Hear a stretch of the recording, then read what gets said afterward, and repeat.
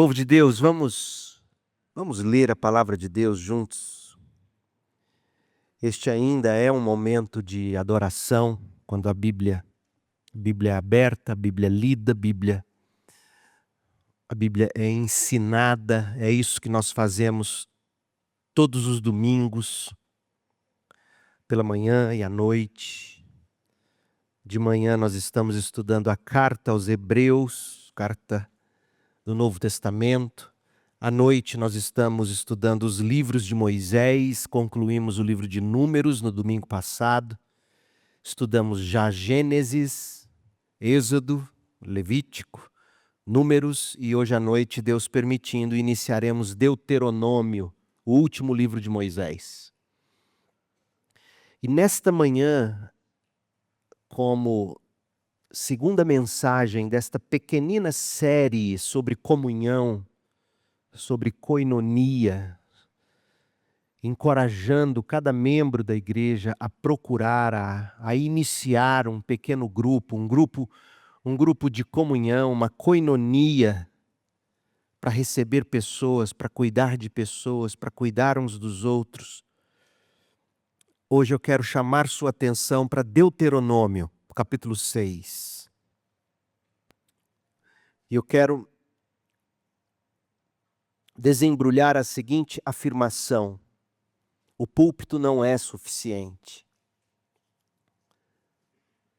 Deuteronômio 6, nós vamos ler de 4 a 9.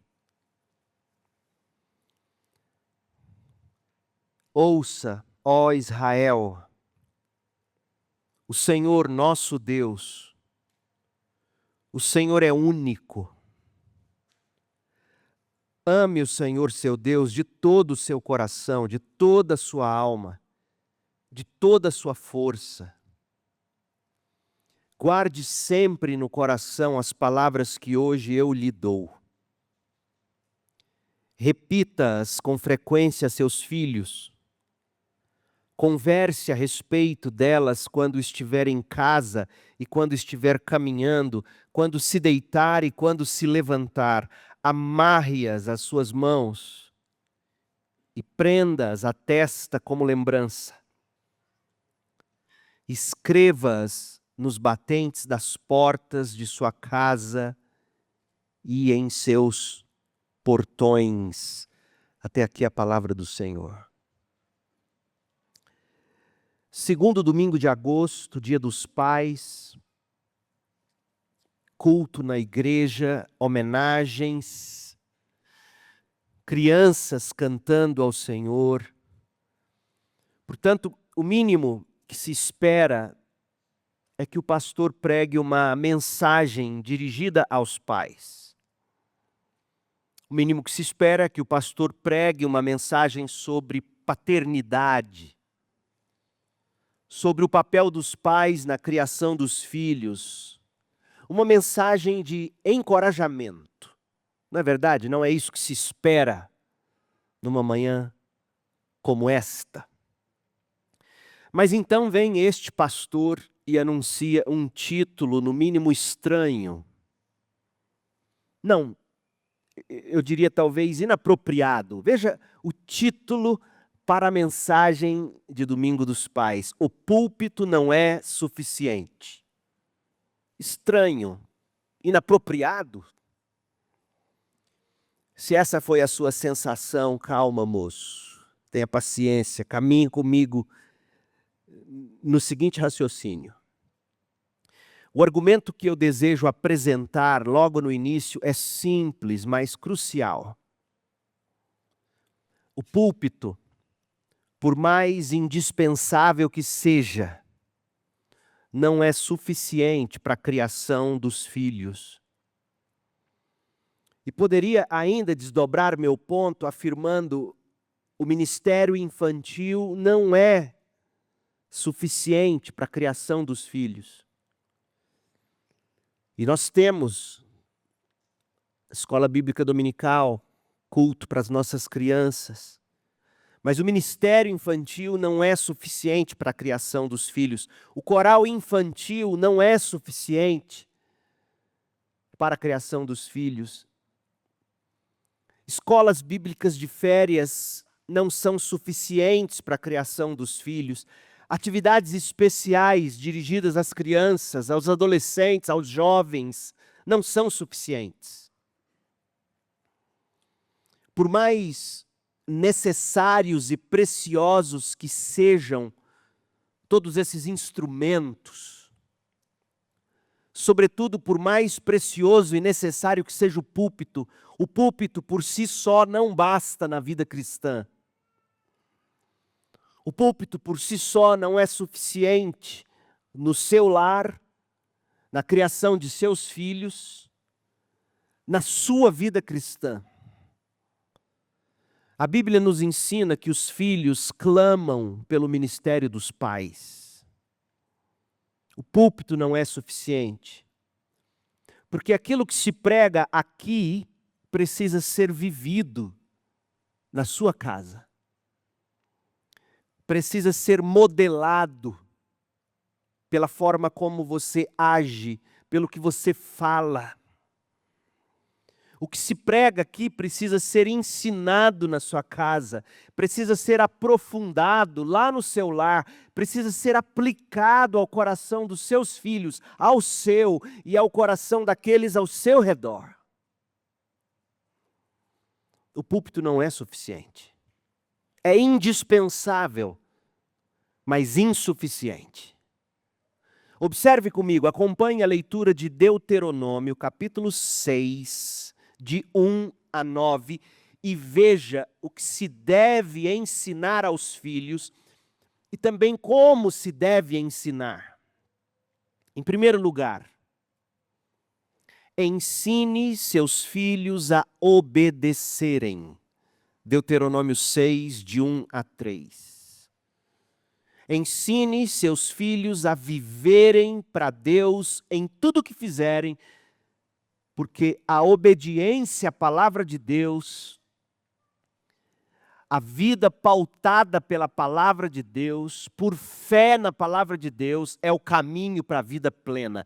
Você pode dar tudo para os seus filhos. Dinheiro, o melhor estudo, o melhor plano de saúde, uma herança que, se seus filhos souberem cuidar, bastará para os seus tataranetos. Você pode deixar tudo. Mas se não ficar a palavra de Deus, você terá deixado nada. Ensine seus filhos a viverem para Deus em tudo o que fizerem, porque a obediência à palavra de Deus, a vida dos filhos, pautada pela palavra de Deus, pela fé, é o único caminho para a vida plena. Olha como Moisés coloca isso. Deuteronômio 6, verso 1. Leia na sua Bíblia, acompanhe a leitura. Estes são os mandamentos, os decretos e os estatutos que o Senhor, seu Deus, me encarregou de lhes ensinar. Moisés ensinando aos seus filhos na fé. Moisés, o pastor de Israel no deserto, ensinando a palavra de Deus à sua congregação, às suas ovelhas, aos seus filhos na fé. Moisés modelando, portanto, o papel paternal. E Moisés prossegue dizendo: não deixem de cumprir os estatutos, os ensinamentos. Não deixem de cumpri-los na terra em que vocês possuirão. Não deixem de cumpri-los na vida que vocês viverão. Quando chegar o momento de você trilhar a vida com seus próprios pés, sobre suas próprias pernas. Não deixem de cumprir a palavra de Deus na terra que em breve vocês possuirão. Vocês, seus filhos e netos, temerão o Senhor seu Deus enquanto viverem. Se obedecerem a todos os seus decretos e mandamentos, veja, desfrutarão de vida longa. A vida longa, a vida plena,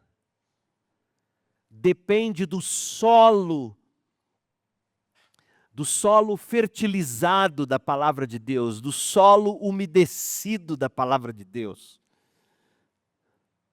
Vocês e seus filhos e netos temerão o Senhor seu Deus enquanto viverem. Se obedecerem a todos os seus decretos e mandamentos, desfrutarão de vida longa. Vida longa é fruto de vida plantada na palavra de Deus. Ouça com atenção, verso 3. Ouça com atenção, Israel, e não apenas ouça, e não apenas escute, pratique. Tenha cuidado de obedecer. Então tudo irá bem com vocês e terão muitos filhos na terra que produz leite e mel com fartura, exatamente como lhes prometeu o Senhor, o Deus de seus antepassados. O púlpito não é suficiente porque, em primeiro lugar, os pais precisam ensinar os filhos a obedecerem a Deus. Moisés está modelando para nós o que o pai deve fazer. Ouça, meu filho. Pratique, meu filho. Entenda, meu filho. Eu estou tendo todo o cuidado de te ensinar para que você aprenda e pratique. Segundo, ensine seus filhos a amarem a Deus. Deuteronômio 6, de 4 a 6. Ensine seus filhos a amarem a Deus profundamente. Amarem a Deus com tudo o que são e possuem. Porque o amor, que é fruto do Espírito, fruto da fé, o amor é o motor da verdadeira obediência. Quem ama, obedece. Não obedecer é prova de não amar. Veja, você não obedece para ser aceito. Isso é salvação pelas obras, isso é barganha. Ninguém obedece para ser aceito, obedece porque ama. Obedece porque foi amado, obedece porque ama. A gente lê o texto de Deuteronômio 6, de 4 a 6, e nós vamos lê-lo, mas antes mesmo da leitura, eu peço que você observe algo essencial. Deus é o único e exclusivo Deus. É o que diz o verso 4. Leia aí, Deuteronômio 6, 4. Ouve, ó Israel, o Senhor, nosso Deus, é o único Deus. Nossos filhos não poderão ter outros deuses. O Deus da aparência, o Deus do status social, o Deus do orgulho, o Deus do sexo, o Deus das coisas que o dinheiro compra. Nossos filhos não poderão ter outro Deus. Isso significa que nossos filhos não poderão dividir sua glória, a glória de Deus, com ninguém. Moisés está afirmando, pelo poder do Espírito que falava através dele, ouça, o Senhor nosso Deus é o único Deus. Não há outro Deus além de Deus. Deus é singular, Deus é absoluto, Deus é digno de todo o nosso amor. Mas quem é esse Deus? Preste atenção agora, pai. Crente. Quem é esse Deus que Moisés chama de nosso único Deus? Eu vou recorrer à confissão de Nicéia para essa resposta, ao credo de Nicéia, o credo niceno-constantinopolitano. Ele surgiu para proteger a fé cristã contra heresias, sobretudo contra o arianismo, que negava a plena divindade de Cristo. Essa confissão de fé, esse credo, foi inicialmente formulado na região hoje conhecida como Turquia. Primeiro na cidade de Nicéia, atualmente, cidade de Iznik, na Turquia, durante o concílio, veja, de 325 depois de Cristo. No ano 325 depois de Cristo, líderes das igrejas, líderes do cristianismo reuniram na cidade hoje chamada de Iznik, cidade de Niceia, e depois eles ampliaram na cidade de Constantinopla, hoje chamada Istambul, no ano 381 depois de Cristo. E nessa confissão de fé, a igreja declara com clareza no que crê a respeito da doutrina de Deus. Quem é Deus? Quem é o Deus que os nossos filhos devem temer e somente a Ele temer? Ouça o que eles escreveram. Eu leio para vocês. É uma síntese perfeita de quem é o nosso Deus. Ele é um só Deus, Pai Todo-Poderoso, Criador do céu e da terra, de todas as coisas visíveis e invisíveis. Ele criou tudo. Ele é o único Senhor, Jesus Cristo, Filho unigênito de Deus, nascido do Pai antes de todos os séculos, Deus de Deus, luz da luz, Deus verdadeiro de Deus verdadeiro, gerado, não criado, consubstancial ao Pai. Por Ele todas as coisas foram criadas, e por nós, homens, e para nossa salvação, Ele desceu dos céus, se encarnou pelo Espírito Santo no ventre da Virgem Maria e se fez homem. Também por nós foi crucificado sob Pôncio Pilatos, padeceu e foi sepultado. Ressuscitou ao terceiro dia, conforme as Escrituras, subiu aos céus, onde está sentado à direita do Pai. De novo ele há de vir em sua glória para julgar os vivos e os mortos, e o seu reino não terá fim. Ele é Deus Pai Todo-Poderoso, Ele é o único Senhor Jesus Cristo, Ele é Espírito Santo, Senhor e fonte de vida, que procede do Pai e do Filho, e com o Pai e o Filho é adorado e glorificado. Ele que falou pelos profetas. Esse é o único Deus nosso e de nossos filhos. Wayne Grudem resumiu tudo isso muito bem na seguinte frase, definindo a doutrina da Trindade. Quem é o nosso Deus? Deus existe eternamente em três pessoas, Pai, Filho e Espírito Santo. E cada pessoa é plenamente Deus, e há um só Deus. Portanto, esse é o Senhor nosso Deus, o único Senhor.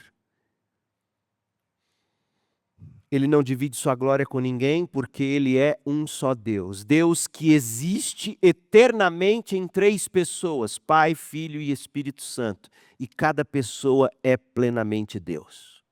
Pois bem, segundo Moisés, profeta inspirado pelo Espírito de Deus, esse Deus que conhecemos, esse Deus que amamos, para amá-lo, isso precisa envolver todo o nosso ser. Olha como diz o verso 5. Devemos amá-lo, Deuteronômio 6:5. Amá-lo de todo o coração, de toda a alma e toda a força. O que é que significa isso? Amar de todo o coração, com toda a alma, com toda a força. É uma maneira de a Bíblia dizer amar por inteiro. Não é só dizer, não é só da boca para fora, é tudo. Coração refere-se às nossas afeições, aos nossos desejos, às nossas emoções. Deus quer ser amado não apenas com a nossa mente, não apenas pelo fato de dizermos eu creio em Deus, eu amo Deus. Não, isso desce, isso escorre para o coração, isso atinge seus desejos, suas emoções, suas afeições. São tudo para Deus. Alma diz respeito à sua identidade, o seu ser interior, aquilo que você é quando ninguém mais vê. é aquilo que você é nu, despido diante de Deus. Deus quer ser amado na essência do seu ser.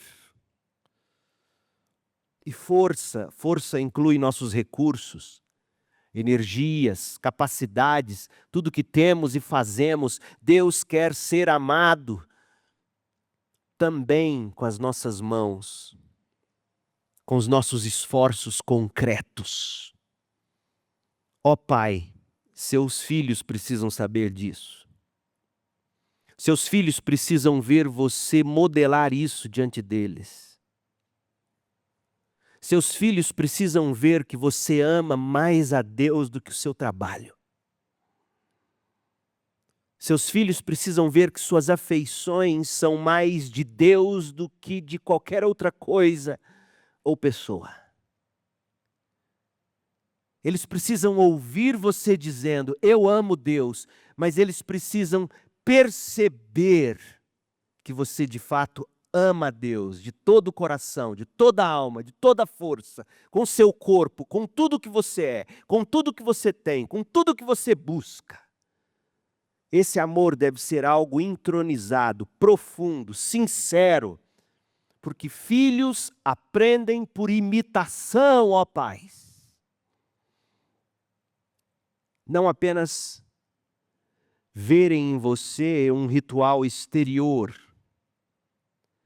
mas ver em você que esse ritual exterior, ele é real porque a forma como você sente e transpira seus sentimentos, a forma como você fala, o que você fala, como você fala, a forma como você vive, revela, meu pai não é perfeito, meu pai é um pecador, mas eu vejo que ele ama Deus, ele busca Deus, ele quer agradar a Deus, ele ama a Deus, ele quer ser obediente a Deus.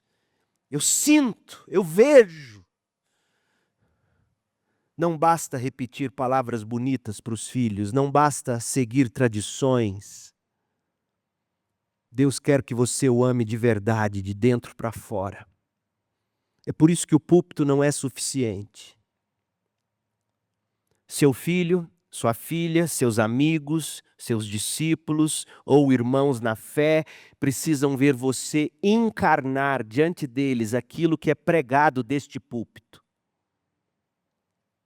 Não basta apenas ensinar a doutrina sã ou estabelecer as regras bíblicas. A gente precisa também modelar o amor por Deus. Não apenas as palavras, mas também as posturas. Não apenas ensino, mas também exemplo. Agora, ouça o texto, leia o texto. Deuteronômio 6, de 4 a 6. Preste atenção no texto. Olhe os verbos, olhe os imperativos, olhe as ordens. Verso 4, ouça. Verso 5, ame. Verso 6, guarde. Você consegue perceber a progressão? Você ouve, você aprende. Esse ouvir, esse aprendizado, produz em você amor. Ame, ouça, aprenda, ame. E esse amor se comprova pelo seu guardar, pela forma como você guarda, como você pratica.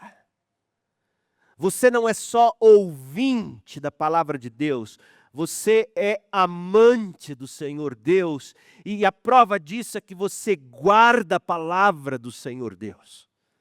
É disso que seus filhos precisam. Leia comigo o texto. Ouça, ó Israel, o Senhor nosso Deus, o Senhor é único. Ame o Senhor seu Deus de todo o seu coração, de toda a sua alma, de toda a sua força. Guarde sempre no coração as palavras que hoje eu lhe dou.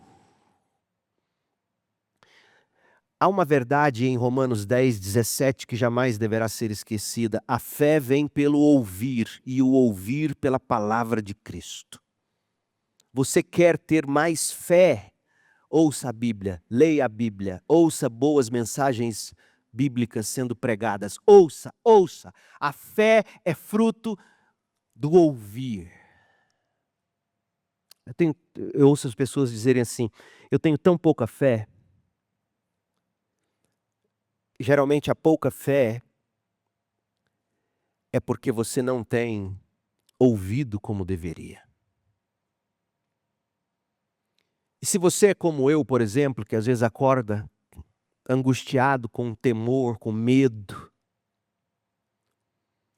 e sua fé parece pequena, parece que você está falando com Deus, Deus não está te ouvindo. Se você é humano como eu e acorda assim, como eu acordei hoje, tendo que pregar para os pais, sentindo-me fraco,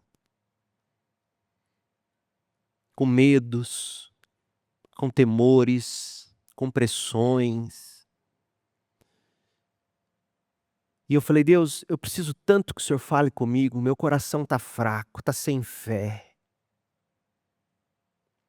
Geralmente quando eu estou assim e eu não sei o que ler na Bíblia, eu penso assim: hoje é dia 10, eu vou ler o Salmo 10. Eu falei: Deus, eu vou ler o Salmo 10, eu quero que o Senhor fale comigo nessa manhã, hoje cedinho, lá no meu escritório, em casa. Abra no Salmo 10, olha o que Deus falou para mim. Eu comecei a ler o Salmo 10, eu queria fé.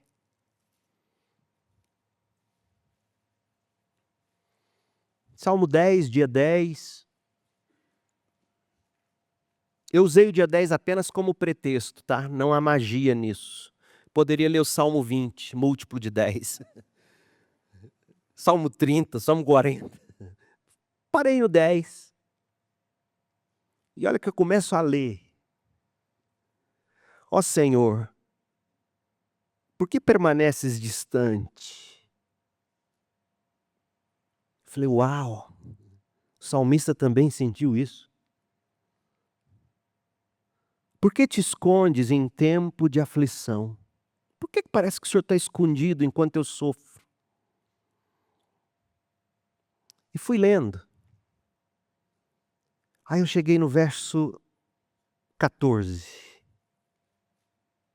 Verso 14 do Salmo 10 diz assim: Tu, porém, vês o sofrimento e a angústia que os ímpios causam. O indefeso confia em ti, tu amparas o órfão. Essa frase do verso 10 grudou no meu coração. O Senhor vê o sofrimento e a angústia que eu estou passando. O Senhor vê. Isso me basta. E eu estou agarrado a isso até agora. Por mais que Deus pareça distante, como o Salmo começa dizendo, por mais que Ele pareça estar escondido, enquanto eu sou afligido, pelos meus próprios medos, pelos meus próprios temores, nada demais necessariamente acontecendo, eu me deparo com essa promessa: o Senhor vê o meu sofrimento e a minha angústia. E eu, indefeso, só me resta confiar em Ti, porque o Senhor ampara o órfão. A fé vem pelo ouvir, e o ouvir pela palavra de Cristo. Você precisa disso, Pai. Porque imagina, você começa o dia já cheio de angústia, cheio de dores, e não encontrou alento, lenitivo para sua alma. Aí você tem seus filhos, você tem seus netos, você tem suas demandas, você tem pessoas queridas que de repente ao longo desse dia que você começou mal, encosta em você precisando de uma palavra do céu. Só que se você não ouviu a palavra de Cristo, você não tem palavra do céu para dar. Mas se você tem a palavra de Cristo, essa pessoa que você ama, que encostou em você, ou que você sabe que precisa encostar nela, mesmo que ela não encostou em você, você chega nela e diz assim: olha, sabe o que eu li na Bíblia essa manhã? E eu acho que vale para você. Eu sei que você está sofrendo, eu sei que você está afligido, aflito. Eu sei que tem coisas te afligindo.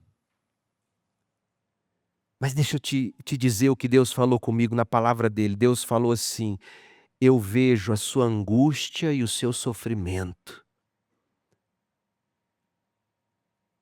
O fiel apenas confia. Essa é a palavra do céu. É isso que você precisa dar para o seu filho, para o seu neto, para o seu amigo, para o seu irmão. Mas para você dar isso, você precisa comer disso, beber disso. Você só vai dar daquilo que você tem. A palavra de Deus gera fé. E essa fé pelo Espírito produz o amor. O amor que fará seus filhos guardarem no coração e praticarem a palavra do Senhor. Disse Jesus: se alguém me ama, guardará a minha palavra. João 14, 23. Você ouve a Bíblia, você lê a Bíblia, você ouve a Bíblia narrada no carro, no Spotify mesmo. Entra no Spotify, não agora, mas você vai entrar no Spotify, vai buscar lá Bíblia NVT, está de graça. Ouça, leia, sente debaixo do ensino de um bom púlpito, ouça a palavra pregada. Esse ouvir vai produzir fé, vai produzir amor. E você, movido pelo amor, pela fé, vai dizer: eu quero obedecer à Bíblia. Portanto, o púlpito não é suficiente porque, primeiro, você precisa ensinar seus filhos a obedecerem, não apenas com palavras, mas com posturas. Segundo, não é suficiente o púlpito porque vocês precisam ensinar seus filhos a amarem o Senhor. E você ensina amor amando. É como escolher um time de futebol, não basta você dizer torça para A, B ou C. Seu filho precisa ver você vibrando com isso. E se for uma vibração do jeito errado, você vai tomar aversão. Meu pai torcia por Vila Nova, me levava para o estádio. E eu torcia por Vila não fazer nem levar gol. Eu torcia para ficar 0-0. Porque se fizesse gol, ele me jogava para cima. E eu morria de medo, eu era pequenininho. E me jogava para cima, gol, ficava me jogando. Eu lá naquela arquibancada que era um gigante no Serra Dourada. E se o Vila levasse gol, eram aquelas palavras santas saindo dos lábios. E eu torcia, 0-0, 0-0, 0-0. Talvez por isso eu seja um torcedor tão mequetrefe. Eu torço pro Vila, eu torço pro Atlético, eu torço pro São Paulo. Mas seu filho precisa ver você amando o Senhor. E terceiro, ensine seus filhos a conhecerem a Deus. Deuteronômio 6, de 7 a 9. O Deus que seus filhos precisam obedecer, como a gente lê em Deuteronômio 6, de 1 a 3, o Deus que seus filhos precisam obedecer, o Deus que seus filhos precisam amar, como está escrito em Deuteronômio 6, de 4 a 6, esse Deus tem de ser conhecido. E Moisés fala de um tipo de conhecimento prático, extra-púlpito. Um conhecimento que acontece através do seu constante falar, pelo seu viver, mediante repetição, porque filho aprende por repetição. Você e eu também, nós aprendemos por repetição, repetição. Deuteronômio 6, verso 7, leia, olhe na Bíblia e leia. Repita essas palavras com frequência a seus filhos. Quantas vezes você, se é humano como eu, já deve ter dito para os seus filhos, ou vai se pegar dizendo: será que eu vou ter que te dizer de novo? E sabe qual é a resposta? Sim. Porque a gente ensina e aprende por repetição. Eu já te falei uma vez. Fala de novo. Repita-as com frequência a seus filhos. Converse a respeito delas quando estiver em casa. Converse. Não apenas mande o filho ir para a escola bíblica, não apenas envie o filho para os embaixadores ou mensageiros do rei, não apenas mande para a EBD, não apenas mande escutar o pastor pregar, mas converse a respeito da palavra de Deus quando estiver em casa, quando estiver caminhando, quando se deitar, quando se levantar. Amarre-as às mãos e prenda-as à testa como lembrança. Escreva-as nos batentes das portas de sua casa e em seus portões. De forma prática, isso significa que você, pai, mãe, não os pastores, não os presbíteros, nem os professores do ministério infantil ou da escola bíblica dominical, nenhum líder ou voluntário da igreja, também não a professora da escola ou a babá. Não, você é quem deve, papai e mamãe, repetir sempre os ensinamentos do Senhor. É você. Isso não se transfere, isso não se terceiriza. É você que deve repetir sempre os ensinamentos do Senhor. Uma das missões, ou a missão mais nobre de uma mulher, é ela ser mãe, nesses termos. E do pai também. Repetir sempre os ensinamentos do Senhor, criar nos corações dos filhos uma memória espiritual que vai acompanhá-los por toda a vida. Desde pequenininho, a Cris criou as gavetinhas, 25 gavetinhas bonitinhas, que a gente começava a ler todo dia 1º de dezembro, até o dia do Natal. Até hoje essas gavetinhas, eu me lembro, a gente morava em Campinas, eu não me lembro o nome da cidade, numa daquelas da Serra, perto de Campinas, a gente foi lá, comprou as gavetinhas, pintamos, colamos, fizemos, é o advento, é preparando os filhos para a chegada do Natal. E aí em cada gavetinha tinha um chocolate para cada um versículo bíblico, um texto num papelzinho, memórias sendo criadas, preparando os filhos para a chegada do Natal. Aí eles foram crescendo e foi ficando desinteressante para ficar mais velho, ficar maior, natural. Mas você tem que ser criativo nesse sentido, de repetir. Repetir para o seu filho os ensinamentos, criar no coração deles uma memória espiritual, falar da palavra de Deus, conversar sobre a Bíblia em todos os contextos, quando estiver em casa, no caminho, no carro para a escola.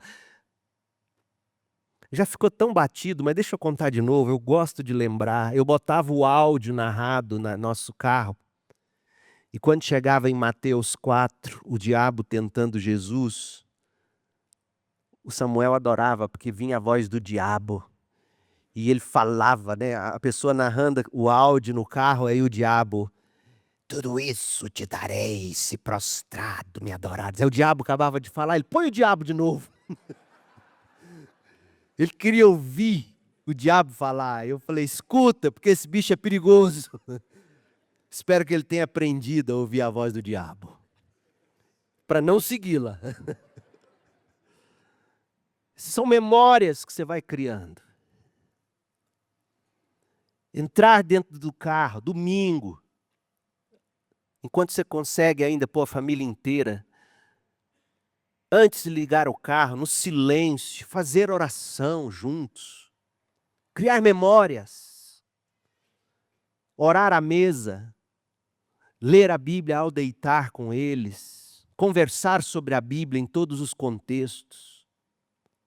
Quando estiver em casa, no caminho, no carro, ao deitar, ao levantar, em cada momento do dia, a verdade de Deus deve estar nos seus lábios, nos seus exemplos, como algo que transborda do seu coração.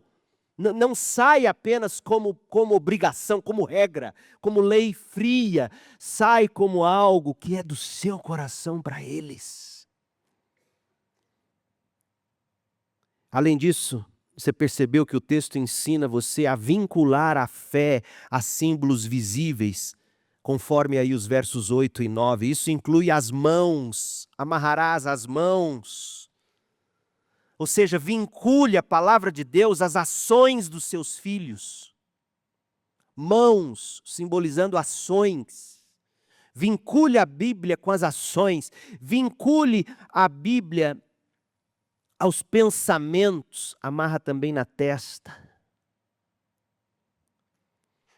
Amarra também nos umbrais, nas portas da casa, simbolizando o testemunho público. Vincule a Bíblia ao testemunho público dos seus filhos, aos pensamentos dos seus filhos, às ações dos seus filhos. Ajude seus filhos a fazer as conexões entre o que a Bíblia diz e como eles devem pensar, agir e viver lá fora. Ajude-os. Você tem que ser o grande teólogo da sua casa, ó pai. Por isso a escola da palavra, por isso a escola bíblica dominical. Ó homens, esse mês nós vamos ter outro encontro da escola da palavra. Você precisa aprender a Bíblia. Você tem que ser o grande teólogo dos seus filhos. Não é o seu pastor. É você. Fazendo essas conexões entre as ações, os pensamentos, a postura.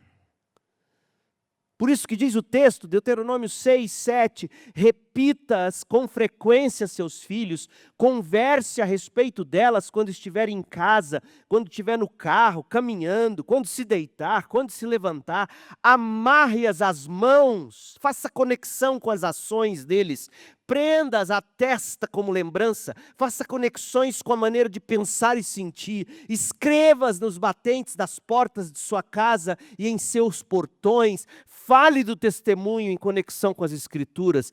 A fé, meu povo, não é apenas um conhecimento intelectual, é vida prática. E a mensagem central é esta: ensinem seus filhos a conhecerem a Deus intimamente, de forma prática, visível, para que a vida cristã faça parte da vida cotidiana e assim seus filhos amem ao Senhor de todo o coração, de toda a alma, de toda a força e o obedeçam em tudo, com toda a fé na palavra de Deus. E se ainda resta alguma dúvida sobre a urgência da presença dos pais, basta você olhar as estatísticas. As estatísticas gritam para nós que filhos clamam pela presença do ministério dos pais. Os números mostram que o púlpito não é suficiente. No Brasil, quase 7% das crianças são registradas sem o nome do pai na certidão de nascimento. Isso significa que, todos os anos, quase 180 mil crianças sequer têm o direito de saber quem foi o pai. É muita coisa. E mesmo nos lares onde o nome do pai está escrito no papel, na certidão de nascimento, muitos pais estão ausentes, órfãos de pais vivos. Que pensam, pais e mães que pensam que o suficiente é ganhar dinheiro para dar boa escola, boa comida, boas roupas, bom plano de saúde, boa garantia de futuro. O IBGE revela que apenas 3,6% dos lares são chefiados por pais solteiros, ou seja, 96% seria, no caso, a maioria de mulheres solteiras, sem pai. Filhos que crescem sem a presença paterna, famílias feridas, marcadas pela distância emocional, pelo abandono, pela separação traumática, e as consequências disso são devastadoras, gente. Entre os adolescentes brasileiros, adolescentes que tentam tirar a própria vida, 48% relata conflitos familiares como o principal causador da tentativa de suicídio. 48%. Você tem noção do que é isso? O suicídio, que deveria ser impensável, aumentou 81% entre adolescentes. E os pais terceirizando os filhos para as telas do celular, para o iPad. No restaurante, para o filho dar sossego e você engolir direito a sua comida, você taca o celular nele. Seria um grande momento de brincadeira em conjunto, de conversa, de diálogo. 81% entre adolescentes aumentou o número de suicídio, pulou de 3,5 para 6,4 casos a cada 100 mil jovens. E entre menores de 14 anos, o aumento foi ainda mais estarrecedor, 113% de aumento abaixo de 14 anos, pensando em suicídio. Quase 10 mil adolescentes se suicidam no Brasil, todos os anos.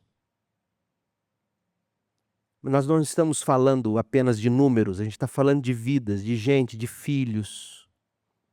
Ô homem de Deus, esses números gritam para você e para mim. A paternidade está em crise. Não apenas no Brasil, no mundo inteiro. E o púlpito não é suficiente. Porque a figura paterna, você já parou para pensar que a figura paterna é a figura de Deus Pai no lar? E quando o mundo trabalha para destruir a figura do homem, a figura do pai, para destruir o casamento, o diabo, o mundo, sabe o que está fazendo. Criando a imagem de um pai tirano, ausente, violento. Um pai que não tem sensibilidade ou que é um pateta. Faz com que filhos percam a conexão mais concreta que eles poderiam ter com a figura de Deus Pai dentro de casa, a figura do pai. A figura do casamento, a aliança entre Cristo e a igreja, a aliança entre marido e mulher. O casamento tratado da forma como está hoje está destruindo essas conexões. Há um chamado urgente num tempo em que filhos clamam por direção, amor, segurança, ensino, modelagem da palavra de Deus.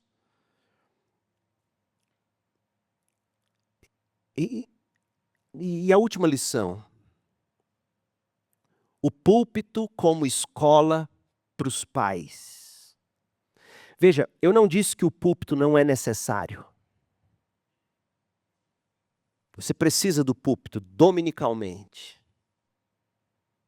O púlpito é necessário. Eu não disse, portanto, que o púlpito não é necessário. Eu disse que o púlpito não é suficiente. Eu estou dizendo que o púlpito é imprescindível, é inegociável, mas ele ainda é insuficiente. Como é que o pai, como é que o crente se beneficia do púlpito? Ele aprende do púlpito, ou pelo púlpito, para ele reproduzir em casa, para ele ensinar em casa, e um a um. Se você abrir na história, eu não vou ler o texto, abra lá só para você depois saber onde está e ler hoje à tarde. Neemias 8, de 1 a 12. Abra lá. O texto é longo, eu não vou lê-lo todo. Mas eu quero que você entenda a lição de Neemias 8, de 1 a 12. Um modelo de culto centrado na palavra de Deus no Antigo Testamento. Olha só o que você tem aqui em Neemias 8, de 1 a 12.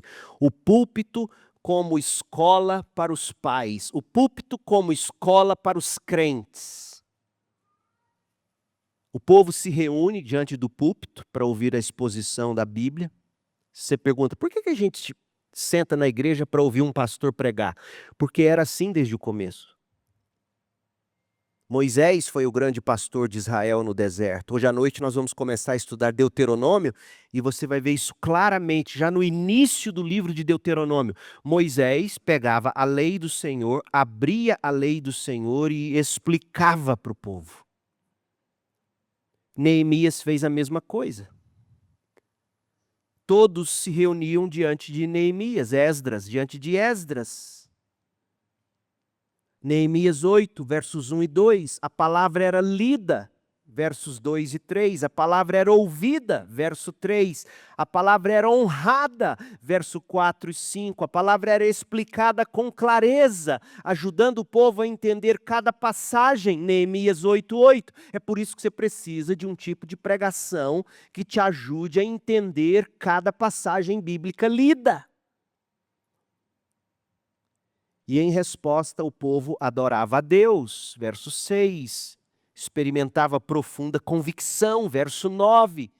Se enchia de alegria santa e aplicava a palavra de Deus à vida, versos 10 a 12. Meus irmãos, o púlpito é a escola para os pais, é a escola para cada crente. O meu papel e o papel de cada pastor ou presbítero desta igreja é preparar cada um de vocês para o ministério de fazer discípulos. Efésios 4, de 11 a 13. E querido pai, ouça o que eu vou te dizer. O seu primeiro e mais importante ministério, o seu primeiro e mais importante pequeno grupo é a sua casa, é o seu cônjuge e os seus filhos. E o meu papel é pregar a você de tal modo que você entenda a Bíblia, exulte na palavra de Deus, e daqui você saia querendo ensinar o que você aprendeu. Ensinar com paixão, mostrar o que você viu através do meu ensino aqui do púlpito. Ensinar para os filhos, ensinar para o amigo, ajudar o irmão. Por isso eu digo, o púlpito não é suficiente. Nós precisamos uns dos outros, a gente precisa discipular, a gente precisa ser discipulado, a gente precisa de coinonia, de comunhão verdadeira, de pequenos grupos onde a fé se torna prática, viva. E para os demais que não são pais e me ouviram até aqui, se você voltar e ouvir esse sermão inteiro desde o início, serve para você como discipulador de alguém. Porque você e eu somos chamados a ensinar as pessoas a conhecer a Deus, amar a Deus e obedecer a Deus pela fé. Esse é o nosso chamado. E o primeiro pequeno grupo da sua vida são seus irmãos em casa, seus filhos, sua mulher, seu marido. John Broadus, e eu encerro com essa citação, John Broadus viveu no século XIX. Foi o primeiro professor de homilética, a arte de ensinar pregar, no Seminário Teológico Batista do Sul dos Estados Unidos, o primeiro seminário fundado pelos batistas americanos, fundado em 1859, hoje em Kentucky. Olha o que John Broadus escreveu sobre o púlpito. O púlpito como escola para você sair daqui querendo ensinar, modelar, praticar. Broadus escreveu: quando um homem hábil no ensino, cuja alma arde com a verdade que ele crê tê-lo salvado e espera que salve outros, quando esse homem fala aos seus semelhantes, face a face, olho no olho, e simpatias elétricas cintilam de um lado para o outro entre ele e seus ouvintes, até que se elevem mutuamente, cada vez mais alto, ao pensamento mais intenso e à emoção mais apaixonada, mais alto e ainda mais alto, até serem levados, como em uma carruagem de fogo, acima do mundo. Há um poder de mover os homens, de influenciar caráter, vida e destino, como nenhuma página impressa, aparelho de rádio ou tela de cinema jamais poderá possuir. O poder da pregação, gente. Para você ser inflamado com a verdade e sair daqui derramando na vida dos outros. Ah, meus irmãos, não se pode amar o Deus do livro sem amar o livro de Deus. Não tem como. Não tem como amar a Deus sem amar a palavra de Deus, porque é a palavra de Deus quem revela quem Deus é. Foi John Stott quem disse que o cristianismo, em sua própria essência, é uma religião da palavra de Deus. O púlpito é imprescindível, insubstituível, mas insuficiente. Porque a gente precisa do movimento da palavra. E o que é o movimento da palavra? É do preparo do pastor até o púlpito. Foi o que eu fiz durante a semana, preparando-me, estudando, escrevendo, orando. E agora eu prego. E eu prego para vocês, eu prego para o rebanho. E vocês que pegaram de mim, vão levar para os filhos, para os amigos, para aqueles que vocês estão evangelizando, discipulando, para aquele amigo que vai cruzar seu caminho durante a semana e talvez vai dizer para você, eu não sei como cuidar da minha casa. Aí você vai dizer, sabe, eu estava na igreja domingo e o pastor pregou exatamente sobre isso. Abra aqui em Deuteronômio 6 comigo. Abre o seu celular aí, olha aqui, leia comigo aqui o que está escrito. Deuteronômio 6, de 1 a 9. E eu tenho certeza que se você prestou atenção até aqui, você vai conseguir ler o texto e aplicar à vida do seu amigo ou da sua amiga. Esse é o movimento da palavra. É por isso que o púlpito não é suficiente. E é por isso que as coinonias, os pequenos grupos, os grupos de comunhão são tão importantes para o povo de Deus, tão importantes para a Segunda Igreja Batista em Goiânia. No último sábado deste mês, nós já teremos o primeiro encontro dos líderes de coinonias ou pequenos grupos, aqueles que querem abrir suas casas para um pequeno grupo de estudo bíblico. Vão se reunir comigo para juntos treinarmos, sermos treinados e praticarmos essa coinonia tão abençoadora. De maneira muito prática.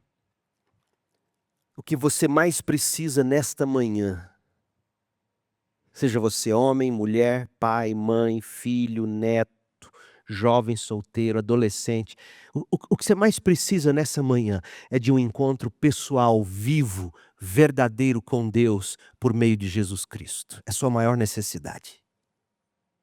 Antes de querer arrumar sua família, antes de querer arrumar seus problemas, antes de querer arrumar sua casa, a primeira coisa que você precisa é ser justificado diante de Deus, salvo em Jesus Cristo.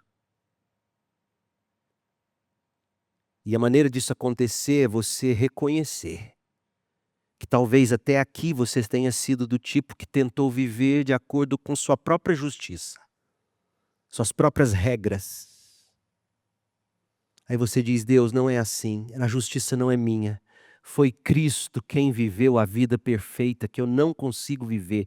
E eu então me escoro no que Cristo fez por mim. Resolvido esse problema, você se une à família da fé, a uma igreja que te ensina a palavra de Deus, que discipula você, que ajuda você, que caminha com você. E você então aprende a conhecer a Deus, amar a Deus, obedecer a Deus, para que você, por sua vez, possa ajudar seus filhos, amigos, netos, colegas a conhecerem Deus, amarem Deus, obedecerem Deus. É possível. É só você dar um passo de cada vez. Minha oração é que você, pai, entenda a urgência do seu chamado. Oremos. Ó Deus, em nome de Jesus, eu peço que o Senhor promova entre nós a consciência da necessidade da presença dos pais. Que o Senhor faça acontecer entre nós esse ministério contínuo dos pais, ensinando os filhos a obedecerem, amarem e conhecerem o Senhor. Que esta igreja tome este púlpito como escola para pais e para crentes que farão discípulos. Que o movimento da palavra, até que Cristo chegue a todos e transborde, seja uma realidade viva entre nós. E agora, ao se prepararem para voltar ao mundo com a mensagem do Evangelho, esta é a minha súplica a Deus em favor de vocês. O Senhor os abençoe e os guarde. O Senhor faça resplandecer o seu rosto sobre vocês, tenha misericórdia de vocês. O Senhor sobre vocês levante o seu rosto e lhes conceda a paz. Em nome de Jesus, amém.